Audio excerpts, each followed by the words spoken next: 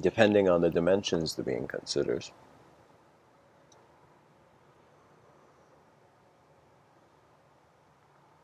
Let's begin like this. Aldous Huxley says there are things known and things unknown, and in between are the doors of perception.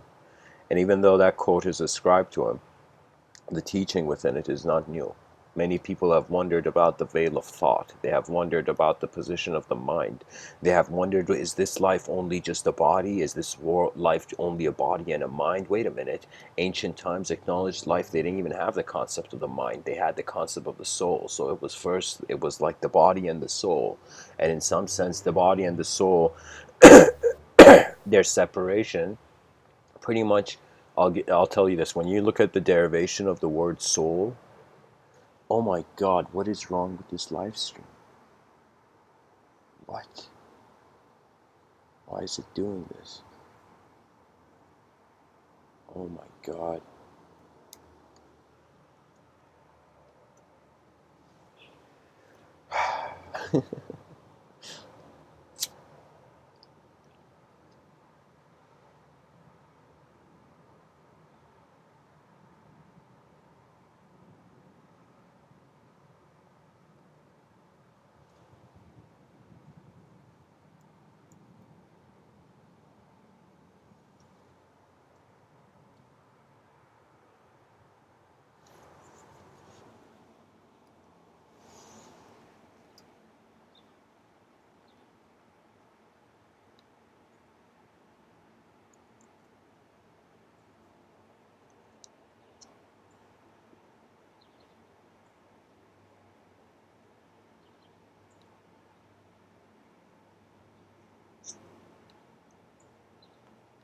Okay, I don't know if I think the live stream got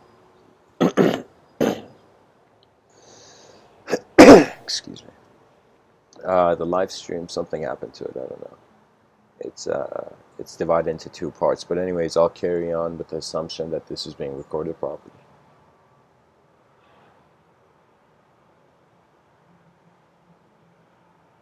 You see, guys, life, most people's preferences, when you go look at people's feelings, and there is this claim that you can never know, but I feel that's not true. I feel the internal exists to be external, the external exists to be internal. Your mind needs to, in some sense, return to the world, and the world needs to return to your mind. What that means is the known aspects of your intelligence and the unknown aspects of your intelligence need to find a momentary contentment. So right now, if any person who's stressed and like, you know, in a very, let's say, inferior, I'm trying to acknowledge it like the ancient Greeks, they saw mental, they saw too much emotion as a blindfold. They saw too much, a person being emotional all the time is like, okay, like how, like it's not natural, you know? And a person being non-emotional all the time is unnatural too. We find the balance in how the, like, a person is as alive as their vision is, and their vision is as alive as their awareness is to the world around them. And the interesting thing about this lifetime and the waking state of consciousness that the human being finds himself in is that what you are seeing, you are also being. And this is why I say there are many indirect forces, because these indirect forces are the attempt of an ideological position of being it's there's so much subjectivity. That means you can say the world can be explored in two ways. A person can physically sit down, let's say a person can go like Columbus or some other explorer or something, and go around and explore, you know, physically. But there's a way a person can explore this world by just sitting still and silent. Literally, your body doesn't need to move. It is the subjective values, it is the thoughts of the world that move in your mind.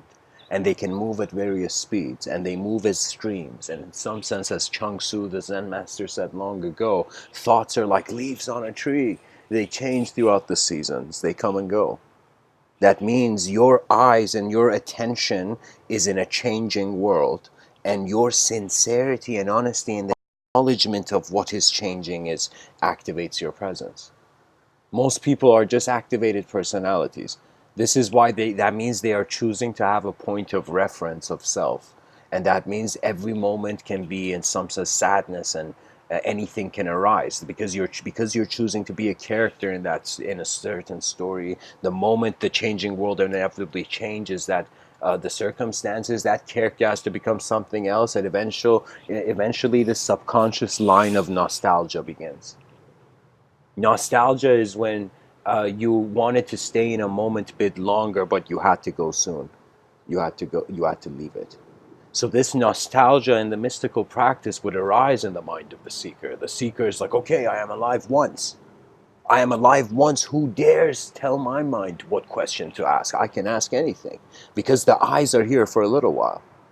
And because they are here for a little while, I am wondering how should the conscious being orchestrate itself? And in many traditions, they say you got to become aware. Carl Jung, let me find this quote for you. This quote is epic. It's, let's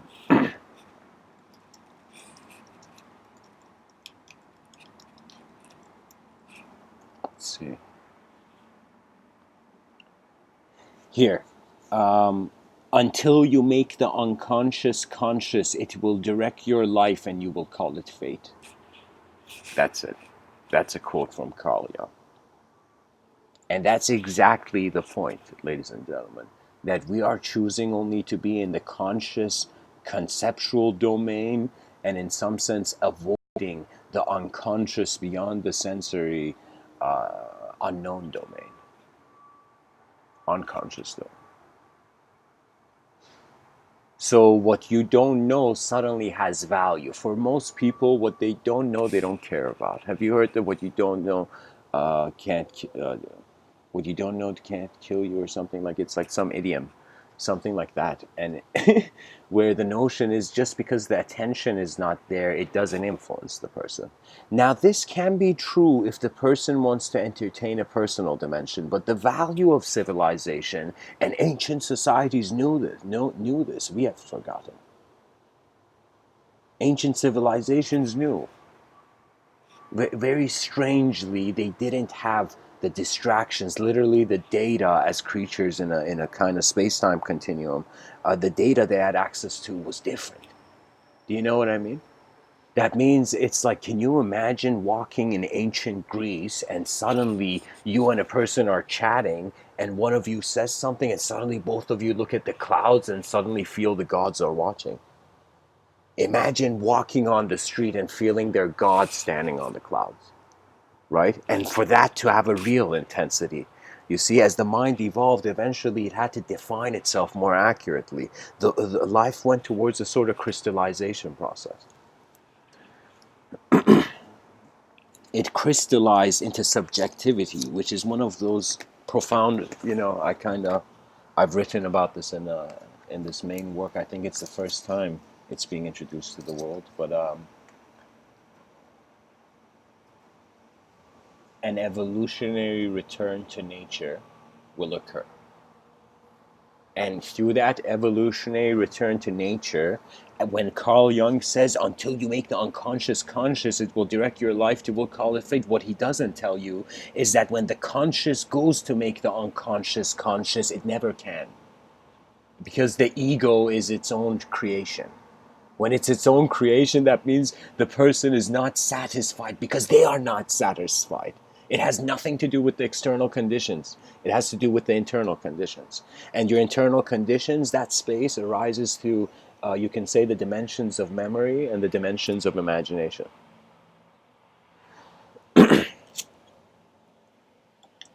So when the conscious goes to make the unconscious, or let's just take these into consideration, these two ideas, the conscious and the unconscious, the known and the unknown. There's this ancient, not ancient, but from like 700 years ago, this ancient Persian Sufi mystic poet named Jalaluddin Maulana Rumi.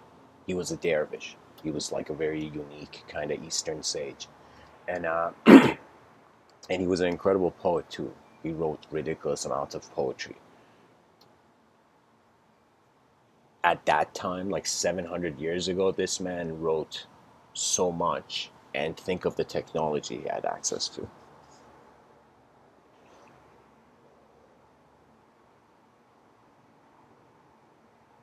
Which was only the pen and the paper. He says, you're not just a drop in the ocean. You're the entire ocean in the drop. You're the whole ocean in the drop. What he means is you're not just an individual phenomenon. You're a drop in the ocean, which means the individual sense of being suddenly it hasn't died. It has in some sense dissolved. And so the concept of dissolution is very important because, of course, let me see if I can find this last quote. There.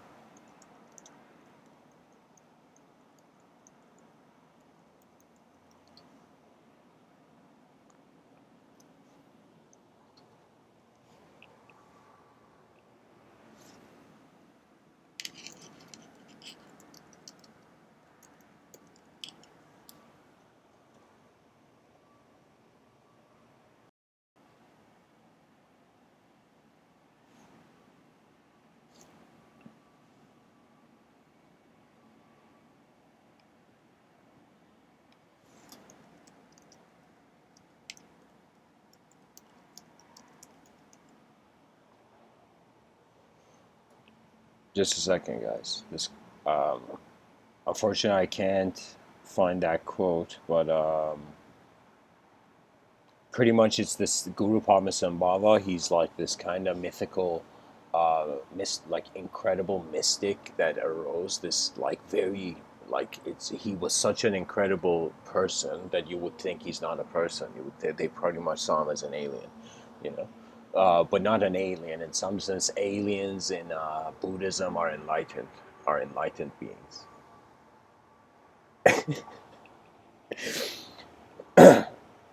And of course, entertain these words playfully.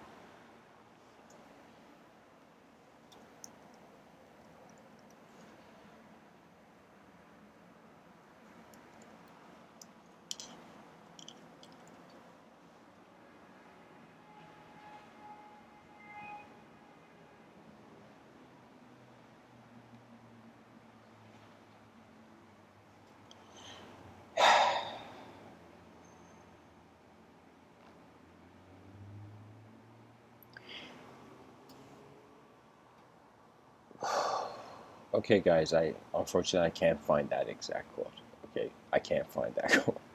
But there's this quote that says, "If you want to know," this is Guru Padmasambhava. He says, "If you want to know your past life, look into your present condition. If you want to know your future life, look at your present actions." And the important implication in the enlightened state of thought was a sort of destruction of the classical notion of time. That means it's as if these guys are living with eyes that don't acknowledge the time the same way the common man does. And because they don't acknowledge the common man they see, so Guru Padmasambhava, what is he saying right now? What is this enlightened, so considered a second Buddha saying? He's pretty much saying here that when you see life is like some things here. Okay, there's a character in a video game suddenly. There's a character in a story. Okay, let's say it like this. Okay, there's something here.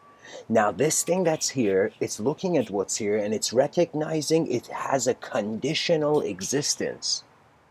And so Guru Padmasambhava is saying when you look at the condition, you see in some sense the past. History has to do with the conditions of the world.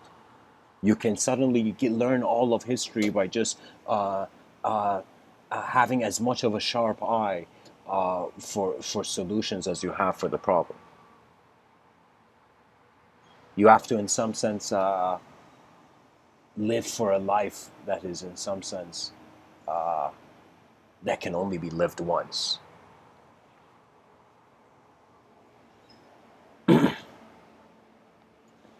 Anyways, And Guru Rinpoche, so when you look at the conditions of this character in a story, when you look at the structure of how the story, how the world is made, you're suddenly pulled into the past. And you're pulled into the past at various speeds. If you're pulled into the past at a very fast speed, you in some sense go towards a sort of vanishing point. That vanishing point is an infinite timeline of past regressions of whatever sort of story you've ignited the moment with. And so similarly, if now when you look at the character, when you look at the character, that is the whole point of mysticism and Buddhism and spirituality. When you look at the character in the story, not just the environment, the condition, you suddenly find, in some sense, Guru Padma says, if you want to know your future life, look at your present actions. Because how are the actions being inspired? And the actions are an energetic presence. Kind of like a situation where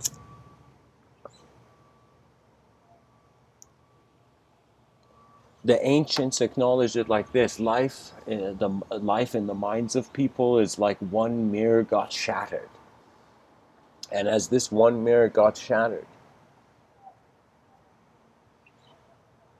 in each there was the reflection of the attention looking. And so the mind is, when you're a child and you're born, it's like complete mirror. As you live in this life and experiences happen, this mirror shatters. And as it shatters, this is where various memory structures come into place. You see, memory is something that's active all the time. You know, when people say, wait, let me remember. You know, even though that's said, but the way memory is that the knowledge, the data is there. It's just how the attention is aware of it. You know?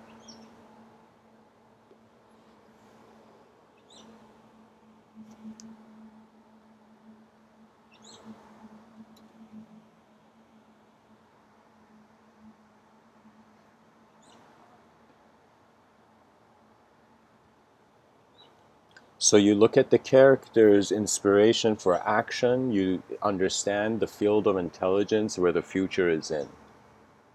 I've initiated a sort of kind of like stories eventually. That means if somebody was even the most like this person was so aware and eventually living in a world of stories, you will find yourself in one.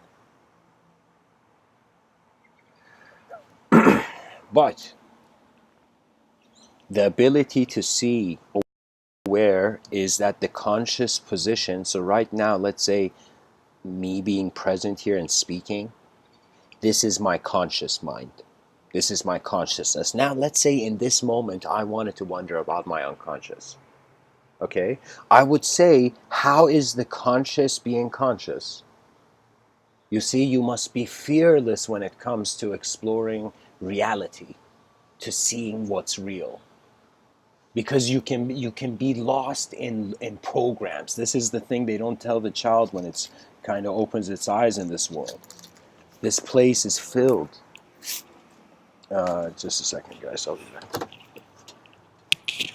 Programs.